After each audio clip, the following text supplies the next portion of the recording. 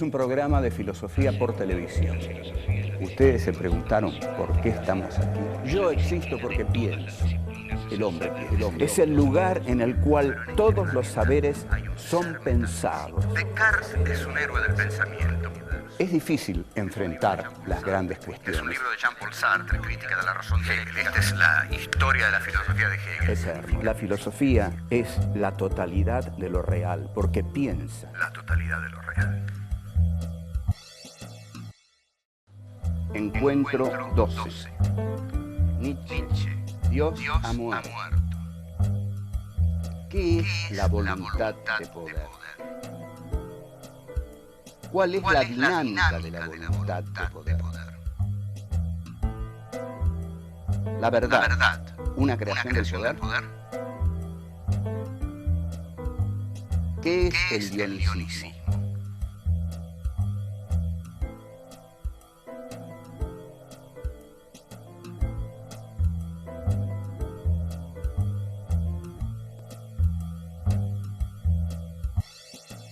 Continuamos con Nietzsche. Habíamos dicho que el principio fundamental de la filosofía de Nietzsche es el concepto de vida.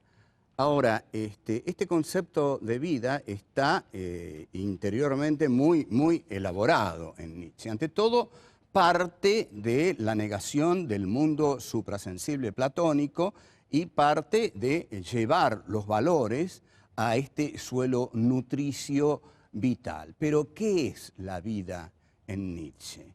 La vida en Nietzsche, esto es así, fundamental, decisivo, tiene dos valores. Los valores de conservación y de aumento. Hay vida porque la vida tiende a conservarse. Conservándose va a poder aumentar. Pero la vida también sabe que si solamente se conserva, va a morir. Conservarse es morir. Solo aquello que nos hace aumentar, que nos hace tener más vida, nos permite conservar lo que tenemos. Pero aquí entramos en un aspecto esencial. Este espacio vital que Nietzsche describe con las categorías de conservación y aumento, para Nietzsche va a ser la voluntad de poder. Y acá comenzamos el análisis del concepto fundamental en Nietzsche de voluntad de poder. Para mí es el concepto central de la filosofía nietzscheana. Otros van a decir que no, porque se basa en un libro que dicen Nietzsche no llegó a terminar. Sin embargo, y van a decir también que en esto yo estoy de acuerdo con Heidegger. Y en este punto sí estoy de acuerdo con Heidegger, porque Heidegger interpretó muy bien a Nietzsche, porque Heidegger interpreta a Nietzsche desde una visión muy cercana a la del nacionalsocialismo, y yo estoy bastante de acuerdo en considerar que Nietzsche es un proto-nacionalsocialista y que Heidegger fue, en efecto, un pensador nacionalsocialista. La enorme complejidad de esta cuestión es que los dos fueron desaforadamente geniales. Es decir, no es cuestión de ser nacionalsocialista y tirarlos a un costado. No se puede tirar a un costado a semejantes pensadores porque la historia de la filosofía no se entiende. Es tal la influencia de Nietzsche, es tal la influencia de Heidegger, que si los dejamos de lado, no entendemos la filosofía del siglo XX en totalidad. De modo que pensemos lo que pensemos sobre Nietzsche y Heidegger y sus opciones políticas, tenemos que estudiarlos a fondo. Voluntad de poder. Los dos ejes dinámicos de la voluntad de poder son los de conservación y aumento. La voluntad de poder es el devenir de la vida. Hay un devenir de la vida, porque la vida es voluntad de poder. Fíjense la belleza estética de esta idea. La vida deviene porque es voluntad de poder. ¿Qué es la voluntad de poder? La voluntad de poder, como dije, se estructura en base a estos dos conceptos, conservación y aumento. La voluntad de poder conquista, obtiene, domina. Todo eso que lo tiene que conservar. Pero hay algo, y esta es una idea genial, hay algo que la voluntad de poder tiene que querer ante todo para poder realizarse. La voluntad de poder tiene que quererse a sí misma. La voluntad de poder tiene que querer a la voluntad de poder. Es decir, es un impulso vital que se quiere a sí mismo por sobre todas las otras cosas. Así como el deseo hegeliano se quería a sí mismo por sobre todas las otras cosas y no le importaba morir con tal de conservar ese deseo. Bueno, la voluntad de poder, y aquí ven ustedes las ligazones que se pueden establecer entre la filosofía, porque las filosofías no andan una por allá y otra por acá. No, no, no. Nietzsche había estudiado muy bien la dialéctica del amo y el esclavo en Hegel, y Hegel había dicho, el deseo es deseo porque ante todo se desea a sí mismo. Y si el deseo se desea a sí mismo, es porque encuentra en sí, en tanto deseo, su condición de posibilidad. Y para que ese deseo sea más importante que el miedo a morir, ese deseo tiene que desearse mucho a sí mismo. Entonces, la voluntad de poder, Nietzsche toma este esquema y dice, lo primero que tiene que querer la voluntad de poder no es dominar lo que está más allá. Lo primero que tiene que querer la voluntad de poder es la voluntad de poder. La voluntad se quiere a sí misma. Una vez que la voluntad se quiere a sí misma, advierte la voluntad de poder que todo aquello que conquista lo tiene que conservar. Pero también advierte, y este es el paso fundamental, que si todo aquello que conquista lo tiene que conservar, y si meramente lo conserva, se muere. El que solamente conserva lo que conquistó, se muere. Porque para conservar lo que uno conquistó, tiene que seguir conquistando. La voluntad de poder tiene que ir aumentando constantemente su poder, sus conquistas. Es un ir más allá constante, ¿no? En esto es también como la intencionalidad de la conciencia en Husserl y más en Sartre. Cuando Sartre dice que la conciencia fenomenológica es una conciencia que está arrojada al mundo, que siempre va más allá de sí misma, lo está tomando de la voluntad de poder en Nietzsche. La voluntad de poder en Nietzsche es intencional, es decir, intencional quiere decir que se arroja, intenciona sobre el mundo. Pero esta voluntad de poder conquista.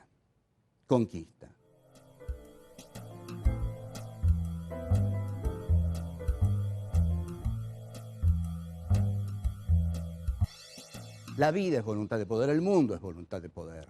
Bush ahora en Irak es voluntad de poder. ¿Qué está haciendo Bush? Bush está en un tembladeral tremendo. La voluntad de poder del imperio norteamericano está ahora en Irak y está advirtiendo que si solamente conserva lo que tiene, se hunde, se muere, desaparece. Y si se retira, es la ignominia. Entonces, para conservar lo que tiene, la voluntad de poder del imperio bélico comunicacional, que es el imperio norteamericano, tiene que seguir creciendo. Por lo tanto, uno puede augurar, basándose en la concepción nietzscheana de la voluntad de poder, que la voluntad de poder norteamericana, para conservar lo que tiene conquistado en el Islam, va a tener que seguir conquistando, va a tener que seguir aumentando su poder, porque la voluntad de poder no se detiene nunca. O en todo caso, y eso es terrible para nosotros, si se retira de Irak esa voluntad de poder, va a seguir creciendo a costa nuestra, porque ahí vendría el problema para América Latina. Pero la dinámica de la voluntad de poder es no detenerse nunca. Y aquí entra el concepto de espacio vital típico de los nacionalsocialistas. Hitler, cuando aparece belicosamente en la política internacional, dice, yo soy Alemania y en tanto Alemania vengo a reclamar mi espacio vital y si no me lo dan, lo voy a conquistar. Ese es un guerrero nietzscheano. Esa es la bestia rubia germánica que tanto admiraba Nietzsche. En 1933 Hitler va a visitar a la hermana de Nietzsche, Elisabeth Förster Nietzsche, Y también se saca una foto junto a un busto de Nietzsche, pero no nos vamos a dispersar. Hitler encarna, por supuesto, la voluntad de poder nietzscheana en el concepto de espacio vital. Necesitamos expandirnos porque si nos quedamos con lo que tenemos, nos morimos. Y esto nos lo enseñó nuestro gran filósofo Friedrich Nietzsche en su gran libro La voluntad del poder, que el gran maestro Martin Heidegger nos ha explicado. Entonces, la voluntad de poder no puede detenerse nunca. La voluntad de poder, si meramente conserva lo que conquistó, muere, y la voluntad de poder, para conservarse, tiene que aumentar. Entonces, al tener que la voluntad de poder aumentar constantemente, esto es el devenir de la vida. La vida deviene por esta mecánica vital, por esta potencia que tiene la voluntad de poder. Todo esto Nietzsche lo toma en la Gaia Ciencia, en una frase que se ha hecho célebre, que es Dios ha muerto. Para bajar un poco el nivel y decir un chiste, una vez pasé por una pared, fíjense los grafitis que hay en Buenos Aires. Esta es una ciudad cultísima. Y habían escrito, Dios ha muerto, Nietzsche. Y abajo, Nietzsche ha muerto, Dios.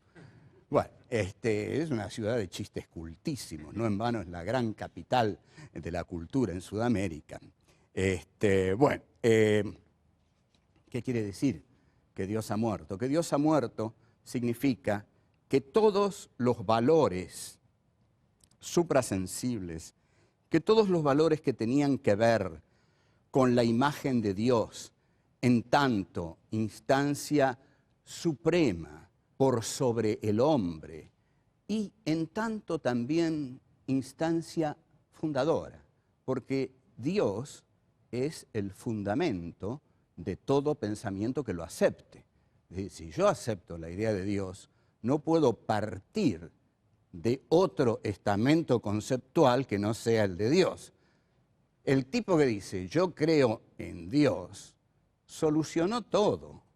Puede no pensar más a partir de ahí, porque Dios piensa por él, Dios sufre por él, Dios tiene angustias por él, Dios va a morir por él, porque lo va a hacer morir prometiéndole un futuro paraíso de bienaventuranzas y goces espirituales, por supuesto, pero el tipo que como Nietzsche dice, Dios ha muerto, está diciendo, mi filosofía va a tener otro fundamento. Yo no necesito el fundamento de Dios. Mi filosofía va a tener el fundamento de la vida, y la vida es todo esto que he venido diciendo que es. La vida es devenir, la vida es potencia, y la verdad es aquello que la voluntad de poder conquista. Tenemos que hablar sobre el tema de la verdad y de la verdad como conquista de la voluntad de poder.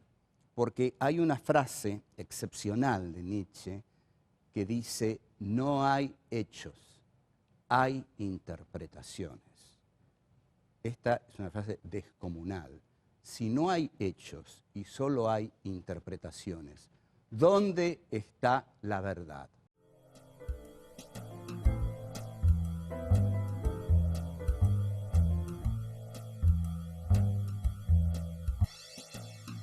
La verdad, va a decir Nietzsche, y en esto Michel Foucault lo va a seguir muy bien, porque Foucault es un gran discípulo de Nietzsche, la verdad es una conquista de la voluntad de poder.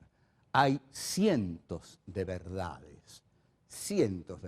Usted agarre los 5 o 6 diarios que salen a la mañana o menos en Buenos Aires, escuche las radios si tiene ganas de amargarse el día, pero bueno, haga esa experiencia y va a ver que hay unas 20 interpretaciones de cada hecho. Una interpretación no es la verdad. Hay un hecho, pero después hay 20 interpretaciones. ¿Cuál es la verdad? La verdad es la que la voluntad de poder logra imponer. O sea que hay una relación entre verdad y poder. La verdad es una creación del poder. La verdad es, por ejemplo, dictar la agenda. Si yo tengo un diario a la mañana, 2 radios a la mañana, 2 radios a la tarde y 2 canales de televisión a la noche, a la mañana lanzo cualquier noticia en la primera de las radios. En la segunda de las radios llamo a uno de los implicados en la noticia y lo pongo en contacto con cualquier otra persona. Discuten, se pelean, ya tengo armada más la noticia. En el noticioso del mediodía digo, gran debate entre fulano y mengano. Debaten, entran otros, opinan otros. A la tarde saco en la primera plana, el escándalo del día es este, el que yo largué a la mañanita nomás. Y a la noche hago una enorme mesa redonda en mi canal con todos los grandes filósofos, pensadores, periodistas, economistas, y todo el mundo está discutiendo lo que a la mañana a mí se me ocurrió largar en mi pequeño periódico de la mañana. Esa es la verdad del poder. Ahí nadie está discutiendo la verdad. Está discutiendo la verdad que un determinado poder mediático impuso ese día en la sociedad.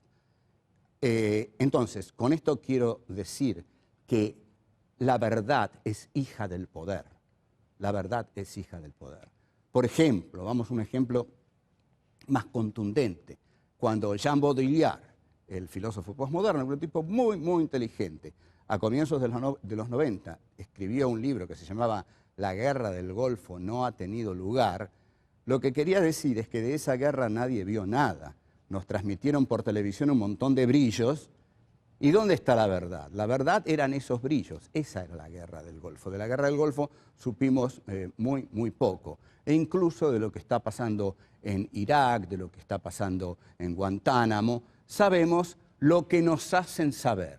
¿Y por qué sabemos lo que nos hacen saber? Porque ellos tienen el poder de hacernos saber lo que quieren que nosotros sepamos. Entonces, la verdad es la colisión de las verdades, porque a esa verdad que yo sé que se me está imponiendo por los medios de comunicación, le voy a oponer otra, desde otro lado, que seguramente es mucho más débil, pero es otra verdad, y otra verdad, y otra verdad, y otra verdad. Las verdades incluso colisionan entre ellas, se odian entre ellas, guerrean entre ellas, pero la que triunfa, la que establece una hegemonía siempre, es la que está respaldada por la mayor fuente de poder que la emite.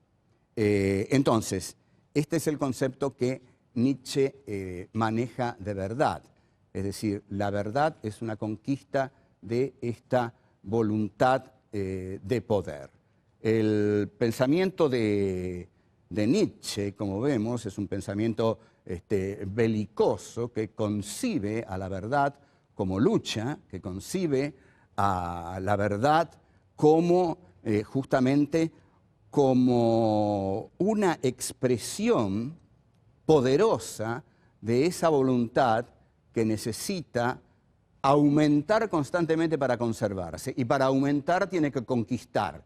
Y para conquistar tiene que establecer sus verdades como la verdad. Cuando yo establezco mi verdad como la verdad, mi voluntad de poder ha triunfado. Nietzsche va a llamar nihilismo, por fin, a ese poder que tuvo el pensamiento platónico de las ideas perfectas o el pensamiento religioso también sobre la vida. Es decir, ¿qué le reprocha Nietzsche al pensamiento suprasensible?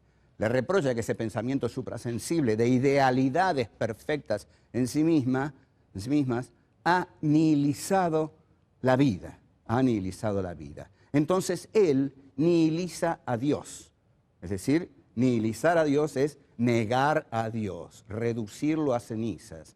Y este pensamiento reduce a Dios a cenizas porque lo que pone prepotentemente como su meta es la verdad de la vida, la verdad del devenir, la verdad de los dos conceptos de conservación y aumento, la verdad de la voluntad de poder y la verdad de la conquista de la verdad como conquista de la voluntad de poder. Cuanto más poderosos seamos, más dueños de la verdad vamos a ser, porque más poder vamos a tener para imponerla.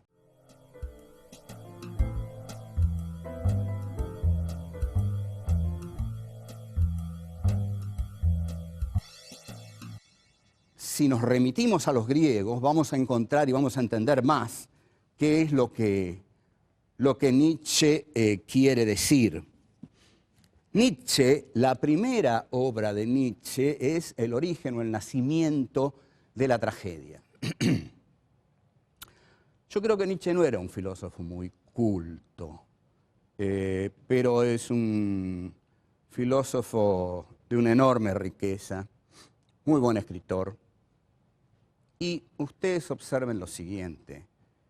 Nietzsche, con su concepción de la historia, viene a quebrar el optimismo hegeliano, el optimismo de Marx, basado en que alguna vez, sin duda alguna, una clase social privilegiada iba a ordenar la historia. No, para Nietzsche la historia es caos. Es caos. Y ese caos lo deslumbra. La historia son verdades que colisionan las unas contra las otras. La historia es la lucha por imponer mi poder al poder del otro, y al someter el poder del otro y mi poder resulte ganador, mi poder va a instaurar una verdad y esa va a ser la verdad. Todo este remolino es lo que Nietzsche va a llamar el dionisismo. Está basado en el culto de Dioniso. Dioniso o Dionisios, que lo vamos a llamar Dioniso. Dioniso, el dionisismo, es un culto griego basado en digamos, la esplendidez de la embriaguez, es decir, son las fiestas dionisíacas que después van a devenir las fiestas báquicas entre los romanos, en el cual cada miembro se entrega a la embriaguez. Esta es una hermosa frase de Hegel. Hegel va a decir, la verdad es ese juego de infinitos contrarios en el que cada miembro se entrega a la embriaguez. Muy linda definición de verdad en Hegel, que Nietzsche suscribiría. Lo que va a decir Nietzsche es, yo tengo una concepción dionisíaca de la historia, va a decir Nietzsche. Lo que yo veo en la historia no es la racionalidad de Apolo, porque los griegos tenían dos dioses, Dionisio y Apolo. Y Dioniso era el dios de la embriaguez, es decir, el yo se pierde en la fiesta dionisíaca. Esto es lo que más va a valorar Nietzsche, la pérdida del yo, la pérdida de la individualidad. En este sentido es totalmente antirromántico en un siglo romántico, es antihistoricista en el siglo de la historia, un tipo muy original. Pero lo que va a decir Nietzsche es justamente en la fiesta dionisíaca, a través de la embriaguez, cada uno pierde el sentido del yo. Y hay que atreverse a perder el sentido de la individuación, porque allí donde perdemos el sentido de la individuación, estamos cerca de la locura. Y ni usted ni yo queremos sentir la cercanía de la locura, porque eso sí que es el terror. Entonces, hay que tener el coraje de entrar en la fiesta dionisíaca, embriagarse hasta morir, o hasta vivir hasta los extremos, de ya no saber quién o qué es uno. Esto es lo que Nietzsche llama lo dionisíaco, y su concepción de la historia, su concepción de la voluntad de poder, de la bestia rubia, de las aves de rapiña, de los guerreros. Toda esta concepción es dionisíaca, sanguínea, barbárica, conquistadora. Y es en este sentido, por supuesto, que le viene como servida a los nacionalsocialistas, lógico. No es que Nietzsche se lo haya propuesto, pero digamos que hizo los méritos suficientes. Alfred Baumler va a ser, durante el régimen de Hitler, el que va a editar las obras completas de Nietzsche, y Alfred Rosenberg, el autor del mito del siglo XX, que lo van a ahorcar en Nuremberg, es el que va a imponer a Nietzsche como lectura oficial del Tercer Reich. Pero tengamos claro esto, el dionisismo se opone a lo apolíneo. Lo apolíneo es lo claro y distinto cartesiano, digamos. Es la razón, la racionalidad, el control. Un ser apolíneo no pierde su individualidad ni se embriaga en una bacanal a través de la cual va a perder su centro. Porque lo fundamental del dionisismo es que pierde el centro del yo. Y en este sentido Nietzsche es totalmente anticartesiano, porque reniega de la centralidad del ego. El ego se pierde en la fiesta dionisíaca. Entonces, este es un pensador que exalta los instintos. Para Nietzsche no hay nada más hermoso que entregarse a los instintos. Los instintos son la verdad y la razón de Occidente ha venido a cercenar al hombre. Este es el mensaje más poderoso que Nietzsche deja para quienes habrán de sucederlo y encontrar en él una riqueza profunda en este pensamiento. En este preciso pensamiento dionisíaco de Nietzsche, hay un poema de William Blake, un poeta que dice, todo deseo contenido engendra peste. Y Nietzsche va a decir, todos los instintos que el hombre contiene en sí a través de la cultura apolíneo-burguesa, a través de la piedad y la compasión y el ascetismo cristianos, que censuran, que laceran a los instintos más auténticos, salvajes, brutales, descontrolados del hombre, todo eso es peste. Lo que el hombre necesita es entregarse desaforadamente, desbocadamente a sus propios instintos y ahí perderse como hombre racional y recuperarse, sí, como ave de rapiña, como bestia, es decir, como guerrero bárbaro que se goza a sí mismo y goza a los demás en medio de una orgía interminable. Ese es el hombre de los instintos que Nietzsche nos plantea. Como vemos, algo muy distinto del hombre racional, cartesiano, del sujeto constituyente kantiano y del sujeto absoluto hegeliano. Cuando Hegel dice lo real es racional, lo racional es real, Nietzsche le diría nada de eso, nada de eso. Los instintos, dionisismo y locura.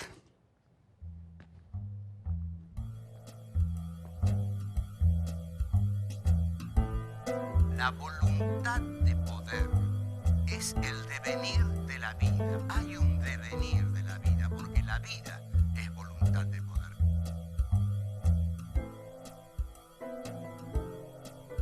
Conservarse es morir.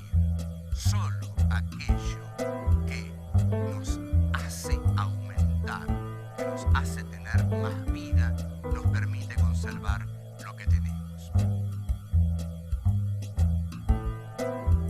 La voluntad de poder tiene que ir aumentando constantemente.